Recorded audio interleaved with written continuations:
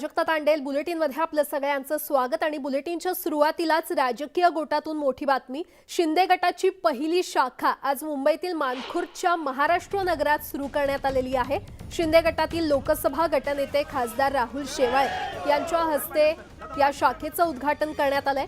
मात्र या शाखेवर शिवसेना प्रमुख बाळासाहेब ठाकरे, आनंद दिघे, मुख्यमंत्री एकनाथ शिंदे यांच्या फोटो सोबतच पंतप्रधान नरेंद्र मोदी आणि उपमुख्यमंत्री देवेंद्र फडणवीस यांचेही फोटो लावण्यात आलेले आहेत। त्यामुळे शिंदे गटाच्या या पहिल्या शाखेवरून वाद सुरू झालेला आहे।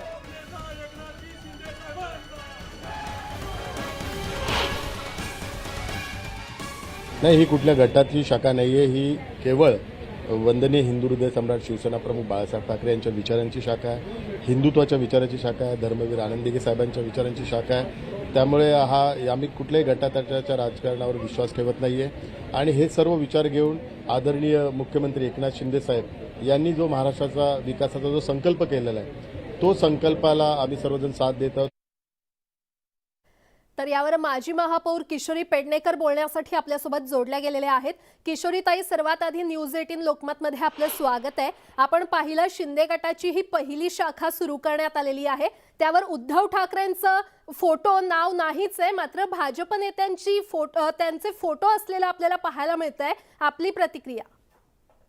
माझी प्रतिक्रिया हीच असेल, जितका उद्धवजींना विरोध करतील तितकं ह्यांना केंद्रामध्ये मंत्रिपद मिळणार आहेत, महाराष्ट्रामध्ये मंत्रिपद मिळणार। त्यामुळे केविलवाणी धडपड आहे, स्वतःच्या फायद्यासाठी स्वतःचं घर जाळणारी प्रवृत्ती आता वाढायला लागलेली आहे।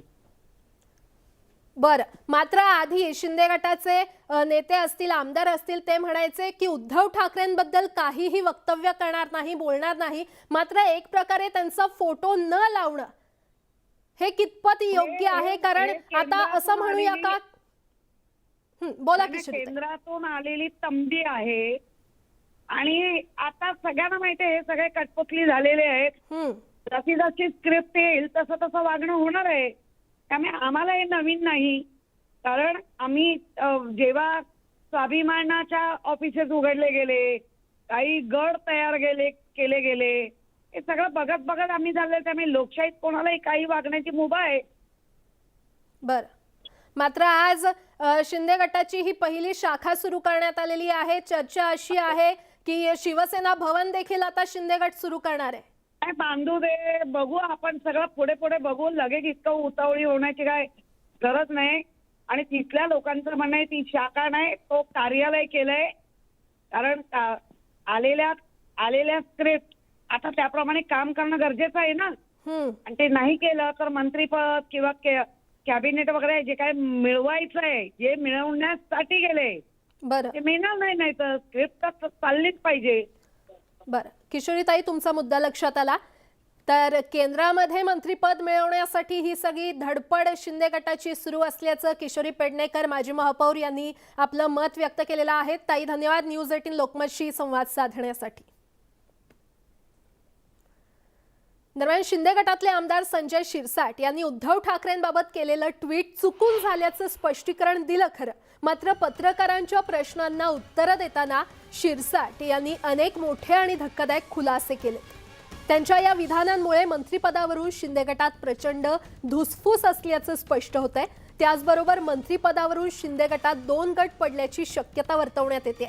प्रस्थापित मंत्री आणि नवे बंडखोर यांच्यातही रस्सीखेच सुरू असल्याचं कळतंय। आपण नाराज नसल्याचं सांगताना मंत्रिपदासाठी आणि पालकमंत्रीपदासाठीही आपण आग्रही असल्याचं सांगायला ते विसरलेले नाहीये। पालकमंत्रीपदाची अपेक्षा होती तुम्हाला औरंगाबादच्या? तेही मी मागितलेलं आहे। जर मला कॅबिनेट केलं तर मला पालकमंत्री द्यावे, कारण की या शहरातली असलेली परिस्थिती पाहता मी पालकमंत्रीपद चांगल्या पद्धतीने हँडल करू शकतो अशी त्यांना मी विनंती केलेली आहे। आता त्यांनी काय निर्णय तो त्यांनी घ्यायचा आहे। मला हे पाहिजे, मला ते पाहिजे असं नाही, निर्णय अखेर त्यांनी घ्यायचा। मंत्रिमंडळामध्ये 40 आमचे आमदार आणि 10 अपक्ष असे 50 लोकांचा गट आहे। या गटामध्ये प्रत्येकाची अपेक्षा आहेच। प्रत्येकाला वाटतं की मला कुठे ना कुठे ऍडजस्ट करावं, कारण आम्ही ज्या भूमिकेत तुमच्याबरोबर आलो त्यावेळेला आम्हाला तुमच्या मंत्रिमंडळात असेल, महामंडळात असेल किंवा कशातही असेल पण स्थान मिळावं, हीच प्रत्येकाची एक अपेक्षा आहे आणि ती चुकीची नाही. परंतु आम्हाला असलेले लिमिटेड अधिकार म्हणजे आम्हाला जर 18-20 मंत्री जे मिळतील त्यामध्ये ह्या 50 लोकांना समावेश करता येणार नाही. मग त्यातल्या काही लोकांचा समावेश निश्चित केला जाणार आहे. राजकारणामध्ये मला पुढे जावं असं वाटत नाही का, मला संधी मिळावं असं वाटत नाही का, वाटतं, साहजिक आहे. आणि मग ती साहजिक ते जे मला वाटतं त्याची नाराजी जर माझ्या चेहऱ्यावर दिसत असेल ते स्वाभाविक आहे, त्याला कुठेही तुम्ही अडवू शकत नाही. मी नाराज होतो, त्या टायमाला त्यांनी मला समजवलं, आता पुढच्या वेळेला ते पाहू असं सांगितलं, विषय तिथं संपलेला आहे. तर संजय शिरसाट यांच्या नाराजीवर शिंदे कॅबिनेटमधील मंत्री दीपक केसरकर यांनी स्पष्टीकरण दिलंय. संजय शिरसाट यांचा मंत्रिमंडळ विस्ताराच्या दुसऱ्या टप्प्यात समावेश होणार असून गोगावले आणि बच्चू कडू यांचा देखील समावेश होणार असल्याची माहिती दीपक केसरकर यांनी दिली आहे. संजय शिरसाट यांच्याशी माझी चर्चा झालेली आहे. आम्ही एकत्र बसलेलो आहे. पहिल्या टप्प्यामध्ये त्यांना जरी संधी मिळालेली नसली तरी दुसऱ्या टप्प्यामध्ये त्यांचा समावेश हा स्वाभाविक आहे, कारण त्यांचं खूप चांगलं काम औरंगाबादच्या क्षेत्रामध्ये आहे. आम्हाला 9 पदं मिळाली आणि त्यापैकी अस्तित्वातल्या 7 लोकांना ज्यावेळेला घ्यायला लागलं त्यांचा समावेश व्हायचा आहे. प्रहारचे प्रमुख आहेत, त्यांचा समावेश व्हायचा आहे. अशा अनेक लोकांचे समावेश व्हायचे आहेत. हे दुसऱ्या टप्प्यामध्ये ज्यावेळेला एक्सपान्शन होईल त्यावेळेला सगळ्यांचा, बच्चू कडू साहेबांचा समावेश, ते सुद्धा एक प्रमुख नेत्यांपैकी आहेत आमच्या, त्यांचा समावेश होईल. मंत्रिपदाची शपथ घेतल्यानंतर संजय राठोड हे नागपूरमध्ये दाखल झाले. यावेळी त्यांचं विमानतळावर जंगी स्वागत करण्यात आलं. दरम्यान त्यानंतर ते यवतमाळमध्ये पोहोचले आणि यावेळी देखील त्यांचं कार्यकर्त्यांनी जोरदार स्वागत केलं. उद्या संजय राठोड हे पोहरादेवी इथे शक्ती प्रदर्शन करणार आहेत. नागपूरमध्ये दाखल झाल्यावर त्यांनी टीका करणाऱ्यांना सडेतोड उत्तर दिलंय. बदनामी करणाऱ्यांना कायदेशीर मार्गाने उत्तर देणार असल्याचं संजय राठोड यांनी म्हटलं.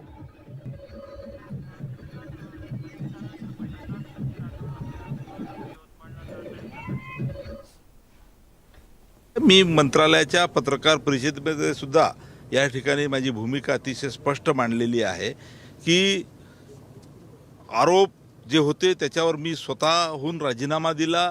निष्पक्षपणे चौकशी झाली, पोलिसांनी चौकशी केली, न्यायव्यवस्थेने सुद्धा या ठिकाणी मला खऱ्या अर्थानं पुणे न्यायालयाने या संदर्भामध्ये जे काही स्पष्ट मत माझ्याबद्दल मांडायचं ते मांडलेलं आहे.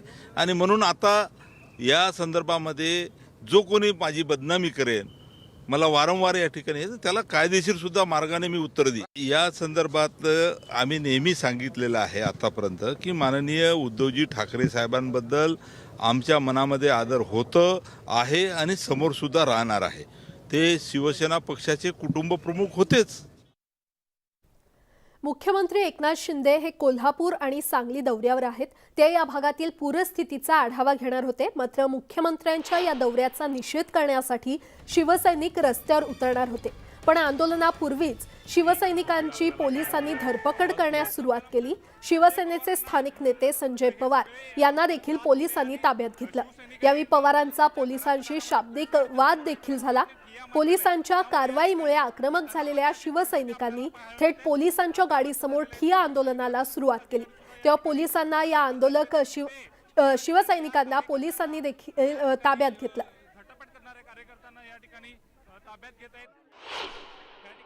च्या मार्गाने आम्ही निदर्शन करा अधिकार या राज्यात आहे की नाही, आम्हाला आहे की नाही? तुम्ही सांगा, म्हणजे आम्ही शांततेच्या पद्धतीनं निदर्शन करणार होतो. आम्हाला तर कळून देणार का कशासाठी हे चाललंय, हे कुणासाठी, कुणाला खुश करण्यासाठी? अहो त्या राठोडनी काय केलं हे सगळं राज्य बघितलं, देशाने बघितलंय. कुणी आरोप केलेत? फडणवीस साहेबांनी आरोप केलेत, किरीट सोमेने आरोप. का किरीट सोमे तोंड बंद आहे आता?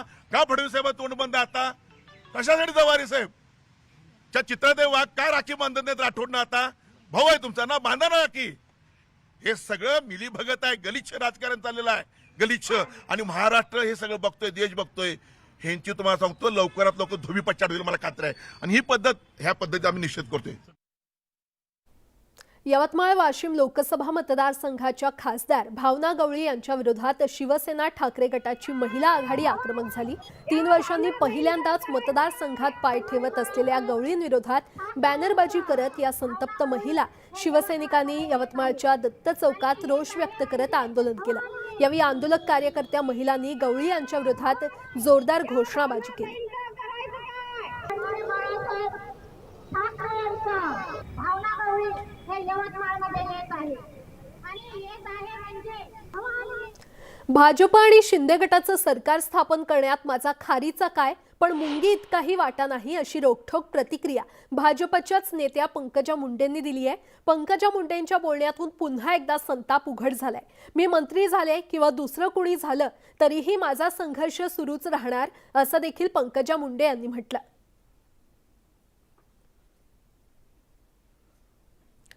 तर खोटं श्रेय मी घेणार नसल्याचं पंकजा मुंडे यांनी म्हटलं. माझा मुंगी इतकाही वाटा नाही असं पंकजा मुंडे यांनी स्पष्टीकरण दिलेलं आहे. सरकार स्थापनेबाबत त्यांनी हे मोठं विधान केलंय. त्यांच्या या वक्तव्यातून खरं तर पुन्हा एकदा नाराजी समोर आलेली आहे.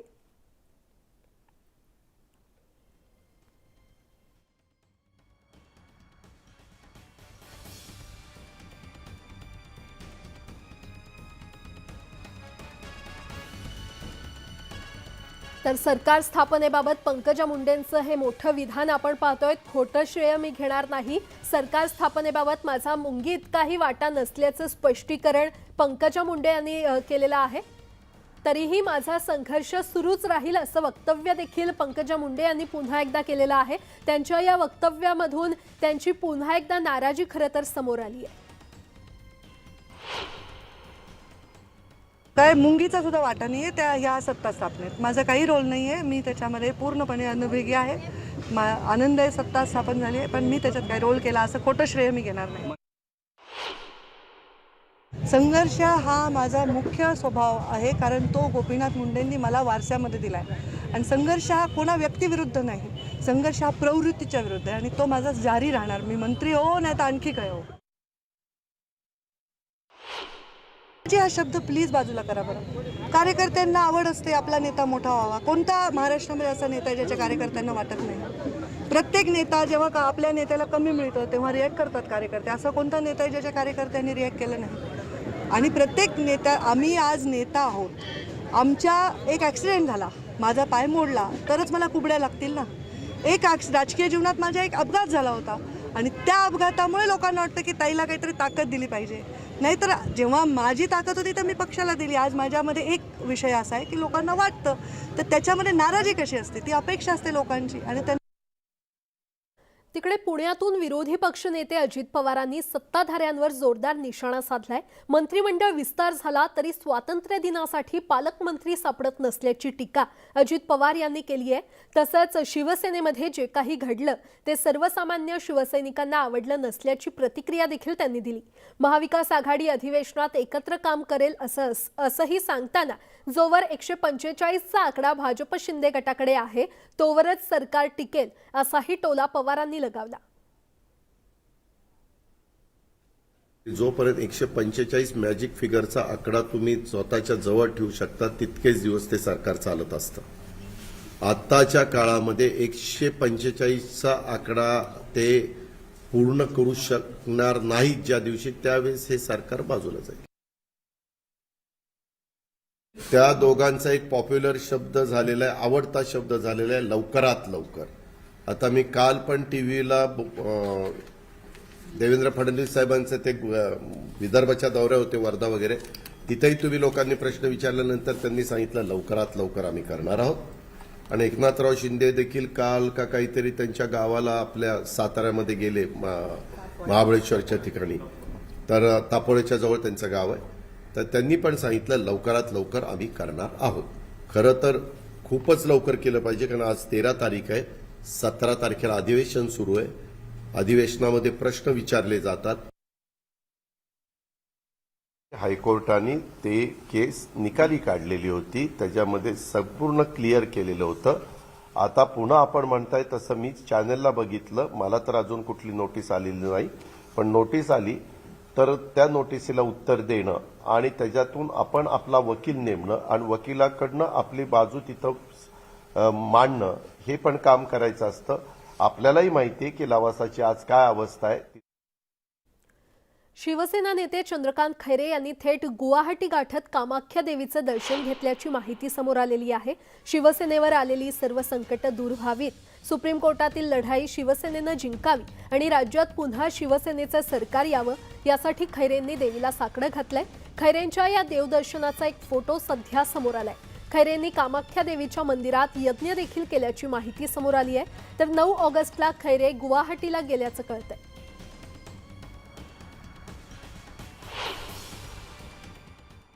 माझी श्रद्धा आहे आणि मी देवभक्त असल्यामुळे त्या ठिकाणी मी देवाला हीच प्रार्थना करतो की माननीय शिवसेना ट्रस्टने स्थापन केलेली ही शिवसेना आम्हा सर्वांना मोठं करणारी शिवसेना, आम्हाला मोठं करणारे बाळासाहेब, त्याचप्रमाणे आज उद्धवजी ठाकरे अडचणीत, शिवसेना अडचणीत जरी असली तर शिवसेना या अडचणीतून मार्ग काढा, त्यासाठी माझी श्रद्धा असते. बाकी काही काय मागितलं कामाख्या? मी हेच सांगितलं, माझ्या उद्धव साहेबांना सुप्रीम कोर्टात आणि बाकी सगळीकडे यश, प्रचंड यश मिळू दे, हे मी बोलतो. भाजप प्रदेशाध्यक्षपदी वर्णी लागल्यानंतर चंद्रशेखर बावनकुळे यांचा अभिनंदन सोहळा नागपूरमध्ये पार पडला. या कार्यक्रमात केंद्रीय मंत्री नितीन गडकरी आणि उपमुख्यमंत्री देवेंद्र फडणवीसांनी उपस्थिती लावली. यावेळी फडणवीसांनी बावनकुळेंचं तोंड भरून कौतुक केलं, तर नितीन गडकरी यांनी जोरदार फटकेबाजी केली आहे. नागपूर जिल्ह्याकरता आणि नागपूर शहराकरता तर नागपूरच्या जेवढ्या योजना अडकल्या असतील त्या सगळ्या मंजूर करायचं काम त्यांनी केलं. आता सांगू नये पण बावनकुळेमध्ये एवढं कर्तृत्व आहे की ते माणसाला बाई बनवतील आणि बाईला माणूस बनवतील एवढी करतील. कोणती फाईल कशी करतील, आता बऱ्याचशा गोष्टी मला माहिती आहे, त्या सगळ्यात मी सिक्रेट काही सांगू शकत नाही. तुम्हाला माहिती आहे की जो प्रदेशाचा अध्यक्ष होतो तो पुढे काय काय होतो. म्हणजे मुख्यमंत्र्याकरता शुभेच्छा नाही देता नाही, म्हणजे मुख्यमंत्री फडणवीसच झाले पाहिजे. पण फडणवीस जर देशात गेल्यावरती तर नंतर बावनकुळे साहेब तुमचाही विचार होऊ शकतो. बावनकुळेंना येणाऱ्या काळामध्ये पक्षाची सेवा करण्याची जी संधी आहे तसं त्यांच्या कर्तृत्वालाही वाव मिळणार आहे. एक चंद्रशेखर बावनकुळे आहेत आणि दुसरे आमचे कृष्णाजी खोपळे आहेत. मी गमतीने म्हणायचो की मंत्रालयातले किडे आहेत, हे असे मंत्रालय पोखरत जातात आणि कुठलंही काम हे त्या ठिकाणून करून आणतात.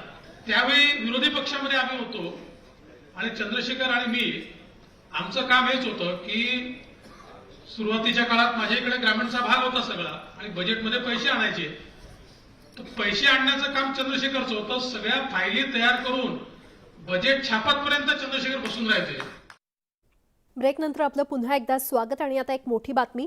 कॉर्डिलिया क्रूज प्रकरणी चर्चेत आलेले एनसीबीचे माजी विभागीय संचालक समीर वानखेडे यांना जिल्हा जात प्रमाणपत्र पडताळणी समितीनं मोठा दिलासा दिलाय.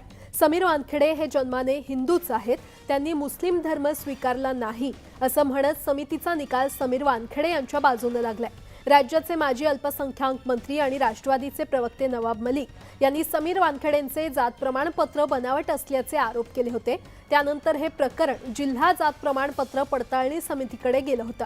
आता या प्रकरणी समीर वानखेडेंच्या बाजूने निकाल लागलाय. सत्यमेव जयते सर्वात प्रथम, आणि दुसरं असं आहे की खूप आभार आहे आपले कास्ट स्क्रुटिनी कमिटी आणि त्यानंतर ज्युडिशरी सिस्टम, त्यांचा खूप आभार आहे. विश्वास आहे त्यांच्यावरती. जे निकाल दिलेले आहे ते सत्याच्या आधारावरती दिलेलं आहे. आणि right from the first day माझी फॅमिली आणि वी ऑल वर खूप निवांत होतो मी की जे काही आहे ते खरं आहे. सर्व डॉक्युमेंट्स दिलेले आहेत ते खरं डॉक्युमेंट दिलेलं आहे. आणि पण nobody was that point of time ready to believe us. पण आज याचं एक समाधान झालेलं आहे की न्याय आहे, न्यायपालिकेवरती पूर्ण विश्वास आहे आणि जे झाले ते प्रॉपर झाले. क्रांती रेडकर आपल्यासोबत आहेत. खरं तर एक निर्णय जो आज आलाय, काय पहिली प्रतिक्रिया? अतिशय आनंद आहे ह्या गोष्टीचा की आज जे सत्य आहे ते लोकांसमोर आलेलं आहे. गेले 1 वर्ष ऑलमोस्ट आम्ही हा लढा लढतोय. बरीच लोक आहेत ज्यांनी आम्हाला सपोर्ट केला, पण ऑफकोर्स काही लोकांच्या मनात जेव्हा एखादी अशी व्यक्ती जी एका पॉवरच्या पोझिशनमध्ये आहे ती आरोप लावते तेव्हा निश्चितच काही लोकांच्या मनात डाऊट हा येऊच शकतो. आणि त्यांनी कुठेतरी समीर वानखेडे ह्यांचं जे एक स्पॉटलेस करिअर ज्याला आपण म्हणू शकतो, का हा माणूस पैसे खात नाही, हा करप्ट नाही आहे किंवा हा कधी खोटं बोलत नाही, अशा माणसाच्या अंगावर शिंतोडे उडवण्याचा प्रयत्न केला होता. आणि आज 1 वर्षाच्या जी जांच झाली किंवा आपण ज्याला म्हणतो इन्व्हेस्टिगेशन झालं, त्याच्यानंतर लोकांसमोर हे सत्य आलेलं आहे की त्यांनी नवाब मलिक यांनी लावलेले सगळे आरोप खोटे आहेत. आणि समीर वानखेडे हे जन्माने हिंदूच आहेत आणि त्यांनी कधी इस्लाम धर्माचा त्यांनी किंवा त्यांच्या वडिलांनीही स्वीकार केला नव्हता आणि ते कधी कन्वर्ट झाले नाही. या सगळ्या प्रकरणामध्ये ज्ञानदेव वानखेडे म्हणजे समीर यांचे वडील यांनी कोर्टात दावाही दाखल केला होता नवाब मलिक यांच्या विरुद्ध, आणि यांनी कोर्टात दिलगिरी व्यक्त केली होती. या दरम्यान ही सुद्धा एक घडामोड होतच होती. ते चालूच होतं. आय थिंक आता आमच्या केसला जास्त चांगला स्टँड मिळेल, कारण की आता ह्या केस ला एक सपोर्ट आहे खूप मोठा, तो एका सर्टिफिकेटचा. आपली बाजू ही सत्याची बाजू आहे हा सांगणारा एक दस्तावेज आपल्याकडे आहे, जो सगळ्यात महत्त्वाचा. समीरजींची इथेही ट्रान्सफर होईल, पण समीरजी हे पूर्ण देशासाठी काम करतायत. ते फक्त मुंबई किंवा महाराष्ट्राचे नाही आहेत आणि त्यांनी कधीच ही गोष्ट मनात ठेवली नाही. त्यांनी नेहमी मला हे सांगितलं, मी पूर्ण ह्या देशाचा सेवक आहे, त्यामुळे ते कुठेही गेले तरी ते तेवढ्याच निष्ठेने काम करतील. आणि मी त्यांना शुभेच्छा देऊ इच्छिते की ते कुठेही जातील तिथे त्यांचं नाम रोशन होगा. एकंदरीत आज या प्रकरणात समीर वानखेडे यांना मिळालेला दिलासा हा वानखेडे कुटुंबियांसाठी अत्यंत आनंदाचा क्षण नक्कीच म्हणता येईल. व्हिडिओ जर्नलिस्ट अरुण पेडणेकरसह प्रशांत बाग, न्यूज 18 लोकमत, मुंबई. आणि आता बातमी जळगावमधून. जळगावमधील चोपड्यात प्रेमी युगुलाची हत्या करण्यात आली आहे. 17 वर्षीय अल्पवयीन मुलानं बहिणीच्या प्रियकराची गोळ्या झाडून हत्या केली. त्यानंतर त्यानं बहिणीची गळा दाबून हत्या केल्याचा धक्कादायक प्रकार समोर आलेला आहे. यानंतर स्वतःहून तो पोलीस ठाण्यामध्ये शरण झाला. या प्रकरणी 4 जणांविरोधात पोलिसात गुन्हा दाखल करण्यात आला.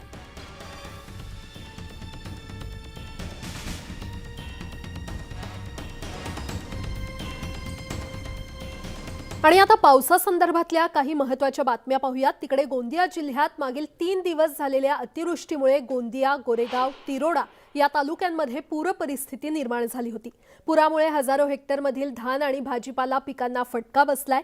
अनेक शेतकऱ्यांची रोवणी वाहून गेली असून काही शेतकऱ्यांची रोवणी सडल्यानं त्यांना खरीप हंगामाला मुकण्याची वेळ आली आहे.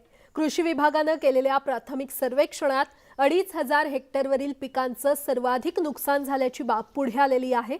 तर या नुकसानीमध्ये आणखी वाढ होण्याची शक्यता कृषी विभागानं वर्तवली आहे. गेल्या 2 दिवसांपासून अहमदनगर जिल्ह्यातील अकोले तालुक्यात सुरू असलेल्या वादळी वाऱ्यासह पावसामुळे मोठं नुकसान झालंय. सावरकुटे गावातील जोगेश्वरी विद्यालय अक्षरशः भुईसपाट झालंय. सुदैवानं ही घटना रात्रीच्या वेळी घडल्यानं कोणतीही जीवितहानी झालेली नाही. शाळा जमीनदोस्त झाल्यानं मुलांच्या शिक्षणाचा प्रश्न मात्र ऐरणीवर आलाय.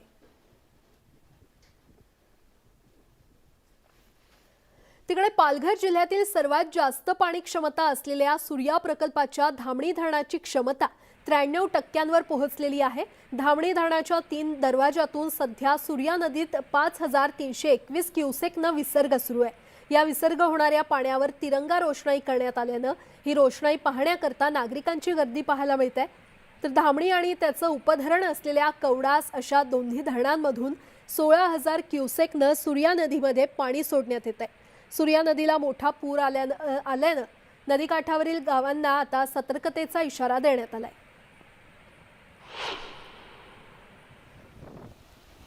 इकडे बदलापूरचं बारवी धरण अखेर ओव्हरफ्लो झालेलं आहे. धरणातून 800 क्युसेक प्रति सेकंद वेगानं पाण्याचा विसर्ग सुरू आहे.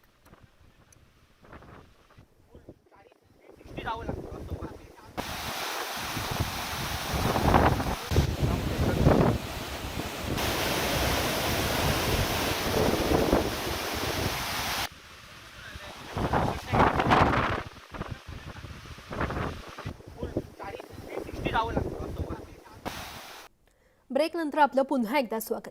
एकीकडे देशात स्वातंत्र्याचा अमृत महोत्सव सुरू असताना दुसरीकडे मात्र ग्रामीण भागातील नागरिक अद्यापही मूलभूत सुविधांपासून वंचितच आहेत. याचीच प्रचिती देणारं नाशिकच्या आदिवासी भागातील विदारक चित्र समोर आलेलं आहे. पूल नसल्यानं नागरिकांना जीव धोक्यात घालून नदीतून प्रवास करावा लागतोय. पेठ सुरगाणा इथल्या कहाडोळ पांडा इथल्या नागरिकांची स्वातंत्र्याच्या 75व्या वर्षी सुद्धा परवड सुरूच आहे. या नदीवर पूल बांधण्याची गेल्या अनेक दिवसांपासून मागणी करण्यात येते. मात्र अद्याप तरी प्रशासनाकडून त्याची दखल घेण्यात आलेली नाही.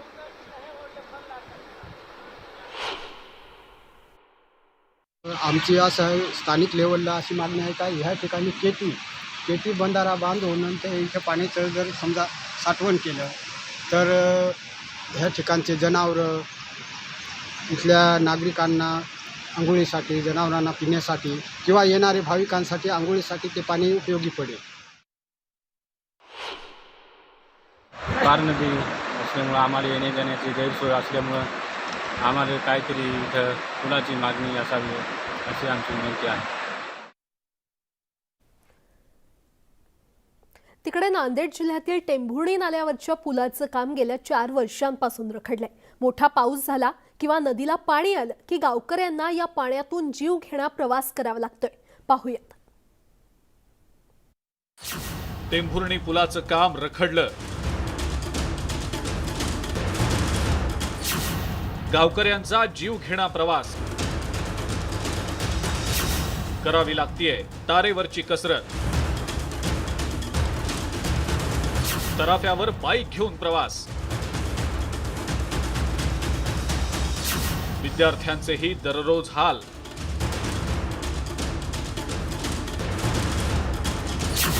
गेल्या 4 वर्षांपासूनची फरफट.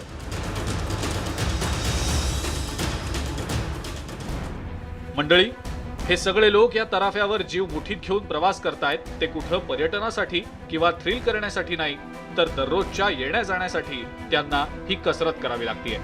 आणि 1 नव्हे 2 नव्हे तर चक्क गेल्या 4 वर्षांपासून टेंभुर्णी गावातील आणि आजूबाजूच्या गावातले गावकरी आणि विद्यार्थी यांचा कस लागतोय.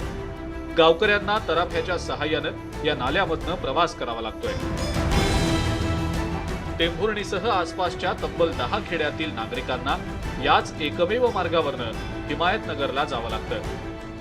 आज या पुलावरून हे रुख आहे, या रुखावरून लोक ये जा, विद्यार्थी, शाळेचे विद्यार्थी, मुली मुलं आणि आम्ही जे वाहतूक करणार ये जा करणारे लोक आहोत, हे सुद्धा आम्ही या पुलावरून प्रवास करत आहोत. पण प्रशासनाचं किंवा पदाधिकाऱ्याचं कुठल्याही प्रकारे या पुलाकडे लक्ष नाही.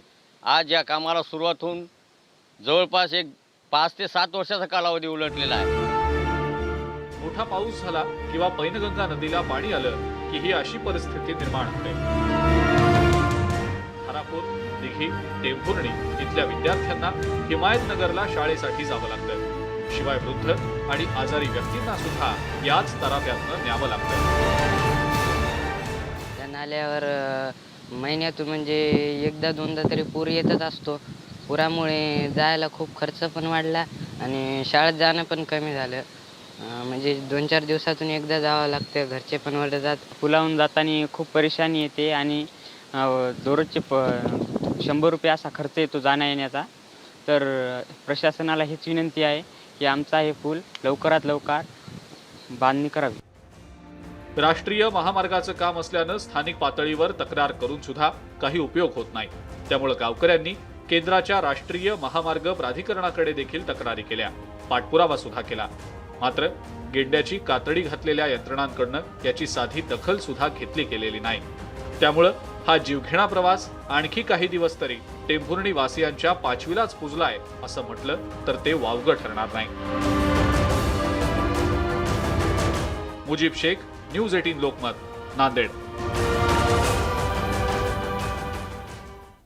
तर नांदेडच्या टेंभुर्णी पुलाच्या या कामाच्या दिरंगाईमुळे अनेक लक्षवेधी प्रश्न उपस्थित होत आहेत. पुलाचं काम नेमकं कधी पूर्ण होणार?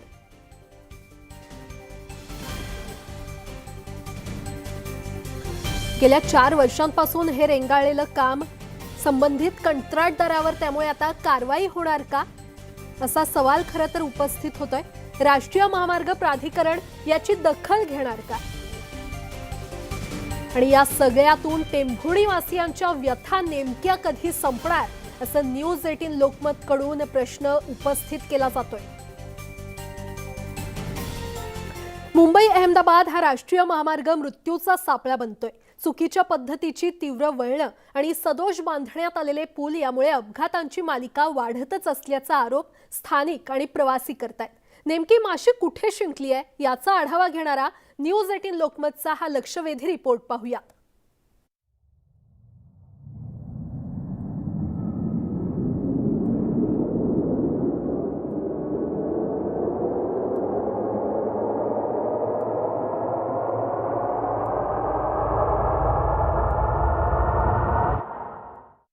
मन विषण्ण करणारी आणि हादरवून टाकणारी अपघाताची दृश्य.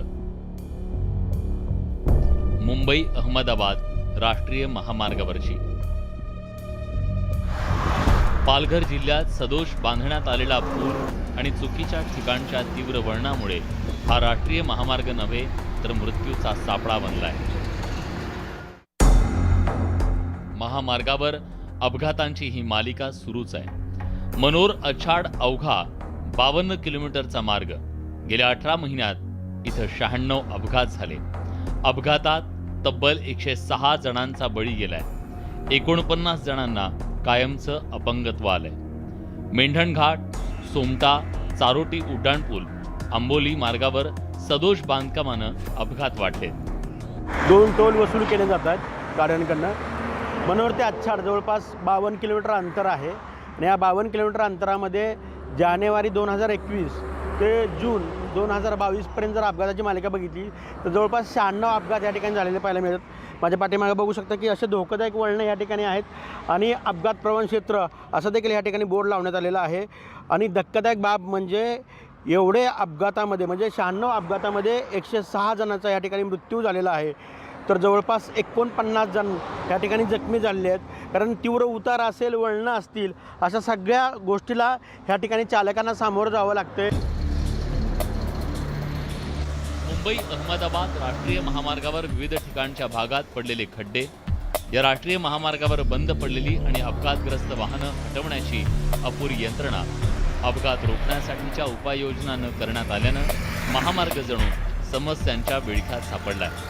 या राष्ट्रीय महामार्गाच्या देखभालीसाठी आणि दुरुस्तीसाठी टोल वसुलीचं काम कल्याणी कंपनीकडे आहे. मात्र या कंपनीकडे अपघात झाल्यानंतर आग विझवण्यासाठी स्वतःची अग्निशमन यंत्रणा नाही. त्यामुळे अपघात झाल्यानंतर वेळेत उपचार न मिळाल्यानं अनेक जणांचे मृत्यू झाले. ह्या ठिकाणी आम्हाला सर्व्हिस रोड हा त्यांनी करून 1 वर्षात आम्ही पूर्ण करू असं सांगितलं होतं, परंतु अद्यापपर्यंत त्या ठिकाणी सर्व्हिस रोड झालेला नाही. खरं तर मनोरपासून जे आहे ते तलासरीपर्यंत हा मृत्यूचा साफळा बनलेला आहे. खरं तर ह्या ठिकाणी 1 दिवसाआड ह्या ठिकाणी मोठी ॲक्सिडेंट होतात. ह्या ठिकाणी कुठलीही सर्व्हिस पुरवली जात नाही. या महामार्गावर मेंढवण घाटाजवळ चुकीच्या पद्धतीनं वळण आहे. या वळणावर नवीन वाहन चालकांना अंदाज न आल्यानं बरेचसे अपघात वाहनांवरचं नियंत्रण सुटून ती वाहनं एकतर सुरक्षा कठड्यावर आदळतात किंवा रस्ता दुभाजक ओलांडून विरुद्ध दिशेच्या मार्गावर जाऊन अपघाताला निमित्त ठरतात. मुंबई गुजरातसह विविध शहरांना जोडणारा हा महत्त्वाचा महामार्ग असल्यानं या भागात वाहनांची मोठी वर्दळ असते. पण अत्यंत वर्दळीच्या असलेल्या महामार्गावर सदोष बांधकामामुळे दिवसेंदिवस अपघातांचं प्रमाण वाढताना दिसतंय. बाईक स्क्वार वरून खाली पडलेत, गॅसच्या गाडीला आग लागली आहे, सिलेंडरच्या गाडीचा स्फोट झाला आहे. ह्या विविध कारणामागे कुठेतरी महामार्गाच्या डिझाईन इंजिनिअरिंगमध्ये चुका आहेत या आढळून आलेल्या आहेत. त्यामुळेही अपघात घडत आहेत आणि त्याच्यात निष्पाप लोकांचा बळी जातो आणि लोक मरत आहेत. या राष्ट्रीय महामार्गावर 2 टोल नाक्यांवर दररोज कोट्यवधींची टोल वसुली होते. मात्र महामार्गावर दर दिवस आड होणारे अपघात लक्षात घेता अपघातग्रस्तांसाठी ट्रॉमा केअर सेंटर आणि अग्निशमन यंत्रणाच नसल्यानं अपघातग्रस्तांना सरकारनं वाऱ्यावर सोडलंय असं म्हटलं तर वावगं ठरू नये. विजय राऊत, न्यूज 18 लोकमत, पालघर. तर मुंबई अहमदाबाद या राष्ट्रीय महामार्गावरची ही स्थिती अनेक सवाल उपस्थित करते. राष्ट्रीय महामार्ग प्राधिकरण याची दखल घेणार का, हा खरं तर सगळ्यात महत्त्वाचा प्रश्न आहे. टोल वसुली करणाऱ्या कंपन्यांना जाब विचारण्यात येणार का? तसंच महामार्गावर अपघातानंतर पुरेशी यंत्रणा मिळणार का, हा देखील एक मोठा सवाल या निमित्तानं उपस्थित होतोय. तसंच सदोष पूल परत कधी बांधणार आणि वाढत्या अपघातांचं प्रमाण कधी कमी होणार? सदोष पूल परत कधी बांधण्यात येणार, हा एक महत्त्वाचा प्रश्न उपस्थित होतोय. आणि तीव्र उतार असलेले स्पॉट नेमके कधी बदलणार, असे अनेक सवाल न्यूज 18 लोकमत उपस्थित करते. आणि आता पुण्यातून एक मोठी बातमी. हवेली तालुक्यातील धक्कादायक प्रकार घडला असून मजुराच्या बाळंतीण मुलीला रात्रीच्या वेळी ससून रुग्णालयानं उपचार करण्यास टाळाटाळ केली आणि त्यामुळे तिला वणवण फिरण्याची तिच्यावर वेळ आली.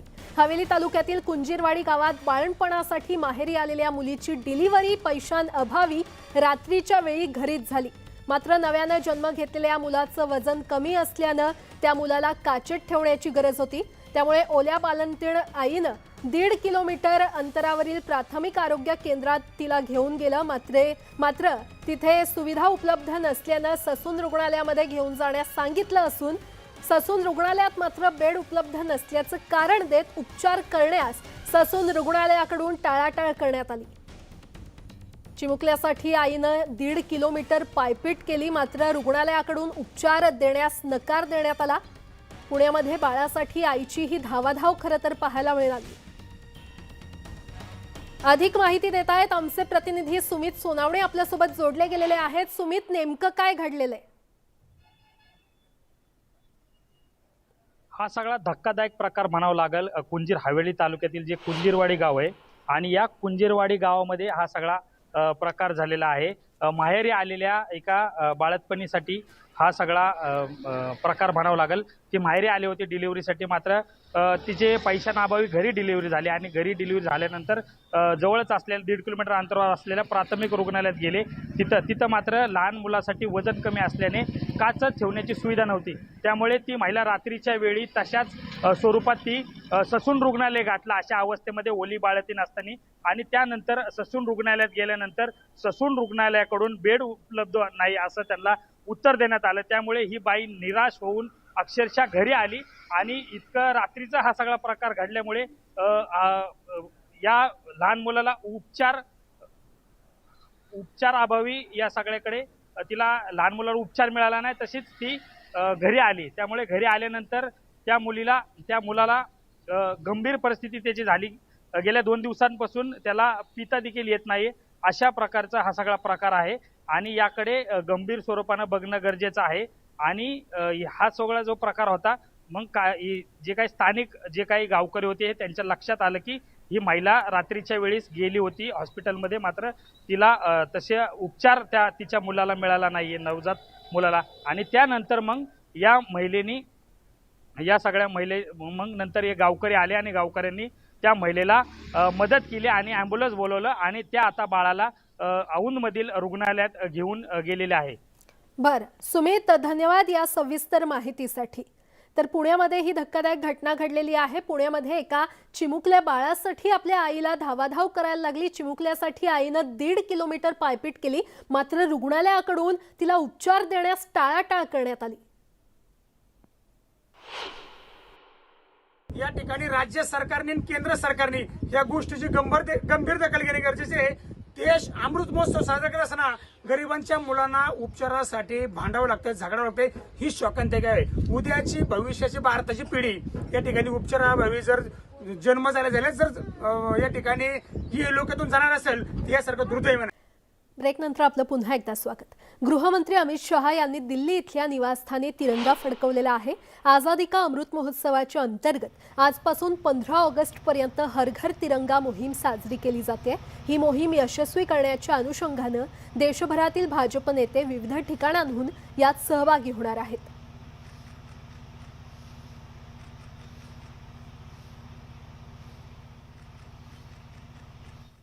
तर देशात राबवल्या जाणाऱ्या हर घर तिरंगा मोहिमेअंतर्गत ITBP जवानांनी देखील तिरंगा फडकवलेला आहे.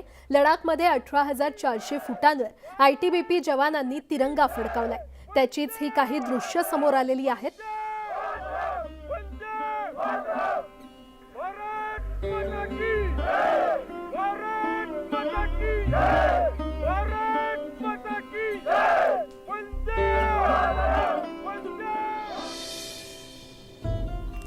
तर स्वातंत्र्याच्या 75व्या वर्षानिमित्त अमृत महोत्सव देशभर साजरा केला जातोय आणि याच पार्श्वभूमीवर छत्तीसगडच्या रायपूरमध्ये CRPFच्या जवानांनी बाईकवरून तिरंगा रॅली काढली. भारत सरकारच्या हर घर तिरंगा या मोहिमेची माहिती घरोघरी पोहोचवण्यासाठी CRPFचे जवान मुख्यालयात तसंच आसपासच्या गावांमध्ये घरोघरी पोहोचले. CRPF जवान घरोघरी लोकांना तिरंग्याबद्दल जागरूक करतायत. भारत सरकारची ही मोहीम लोकांपर्यंत नेण्यासाठी सीआरपीएफ जवानांनी नक्षलग्रस्त भागातील गावागावात तिरंग्याचं वाटप केलं.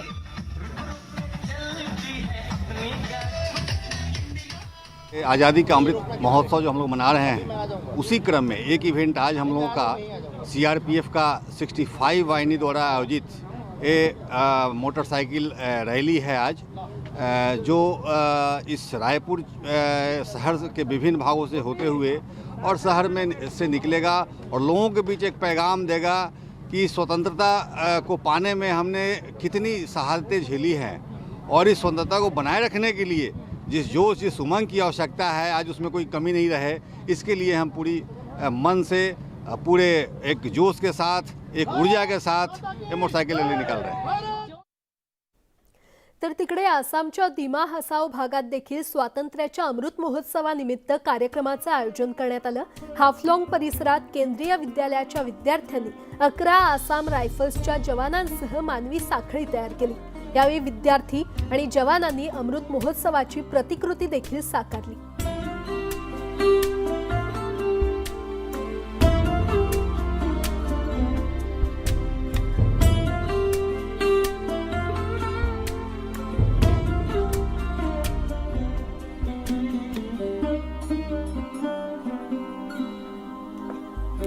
स्वातंत्र्याला 75 वर्ष पूर्ण होत असल्याबद्दल हर घर तिरंगा या अभियानाअंतर्गत घरोघरी तिरंगा फडकवण्यात येतोय. त्याच पार्श्वभूमीवर ठिकठिकाणी रोषणाई सुद्धा करण्यात आली आहे. राजधानी दिल्लीमध्ये देखील व्हीव्हीआयपी इमारतीही उजळून निघालेल्या आहेत. विजय चौकातील नॉर्थ आणि साऊथ ब्लॉक, संसद भवन परिसर, रायसोनी हिलवरील राष्ट्रपती भवन तसंच इंडिया गेट परिसर आकर्षक तिरंगा रोषणाईमध्ये न्हाऊन निघालाय.